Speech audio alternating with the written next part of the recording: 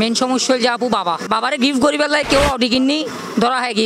বাবাই আবার কেউ সল কিনে দিই ধরা হয় কি আবার এখন যদি বাবা কিনি তাও ধরা হয় দেখি মেন সমস্যা হতে বোধ হয় বাবার মধ্যে শব্দ হইবার মধ্যে আর তো 10,000 টাকা সল কিনতে গাত লাগে ব্যাগনতে ব্ল্যাক মানি ফুয়াত ব্ল্যাক মানি আছে বাহুত্তর ব্ল্যাক মানি আছে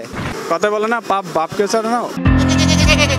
লাখটিয়া সলহার কুটিটিয়ার বাগান এদিম্য ঘটনা ইয়ে বাংলাদেশে তো রাজস্ব কর্মকর্তা মোহাম্মদ মতিউর রহমানের ফুয়া 15 লক্ষ টিয়া সল কিনিয়ে নানাভাবে সামাজিক যোগাযোগের মাধ্যমে আলোচিত সমালোচিত হল আর এই বিষয় নিয়ে সাধারণ জনগণ কিভাবে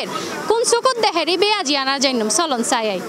আসলে হাসি হওয়া কিনিয়ে তার জীবনের হাসি গেল আর মতে মানে বাইরে লইবে চেষ্টা করানোই উচিত বাইরে লইবে চেষ্টা করলে এই ধরনের ধরা সম্ভব কারণ বাঙালি তো একখানা ফাঁক পাইলে এই সমস্যা আছে যে টাকা নেওয়ার সে টাকা বানাই ফেলছে হ্যাঁ ইন ওদিকে আমাদের খেলা রে আর বুঝাতে আর একদম বুঝি এখন জনগণও বুঝে যে জিনিসই বা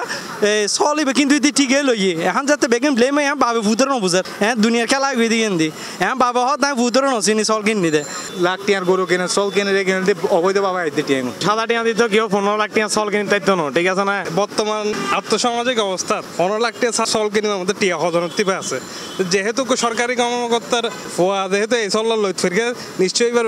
ভিতরে অবশ্যই রহস্য আছে ভিতরে লই ফিরকে যেহেতু ওনার হাতে টিয়ার কোনো মূল্য নেই দাম নেই এত বড় চল লইবার লইবার ক্ষমতা হইয়া তাই এই অবশ্যই সুষ্ঠু তদন্ত করণ দরকার 15 লাখ টাকা দিয়ে ছাগল সে তো এটা ভালো কোনো একটা জিনিসটা ইনভেস্টমেন্ট করতে পারতো বাট 15 লাখ টাকা দিয়ে ছাগল এটা পরিপূর্ণ একটা শো অফ এখন শো অফ তো হালাল টাকায় তো আসলে ওরকম ভাবে মানুষজন শো করে না চলে বেশি না ও মনে করেন বহুত বড় ভুল করে ফেলে আই যা হইতেন স্যার ও বহুত বড় ভুল করে ফেলে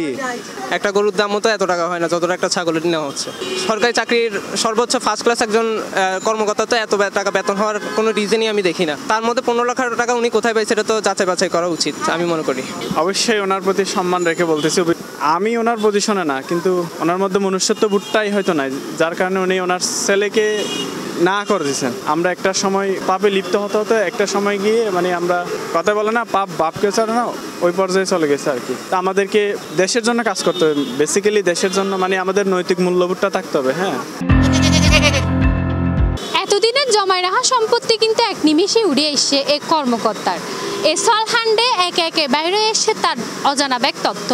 তো দর্শক কি বুঝিলেন হতা আছে কিন্তু পাপ বাপেরও নসারে এরূপই অবস্থা ইয়ে তার